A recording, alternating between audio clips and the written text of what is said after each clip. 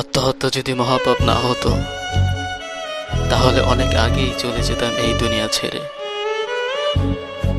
যাকে জীবনের থেকেও বেশি ভালোবেসেছি, আমি তাকে পাইনি, তাহলে কার জন্য বেঁচে থাকব?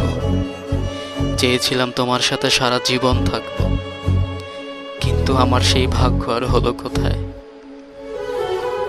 আমি আজও তোমাকে ভীষণ ভালোবাসি, কিন্তু আমার পরিবারের মানুষ বোঝে না ভালোবাসার মানুষকে না পেলে কতটা ব্যথা, কতটা যন্ত্রণা হয়।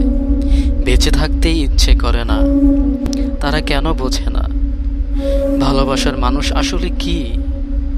তারা নিজের সন্তানের জন্য সব কিছুই করতে পারে, কিন্তু কখনো সন্তানের ভালোবাসার মানুষকে ফিরিয়ে দিতে পারে না। আমি আমার পরিবারের মানুষকে ভীষণ ঘৃণা করি। তারা আমার থেকে আমার ভালোবাসার মানুষকে কেড়ে নিয়েছে। আমি আজও তোমাকে ভীষণ ভালোবাসি। তোমার অপেক্ষায় আছি, তুমি আবারও ফিরে এসো। হাজারো কাঁটাযুক্ত পথ পেরিয়ে আবারও তোমার কাছে ফিরে যেতে চাই।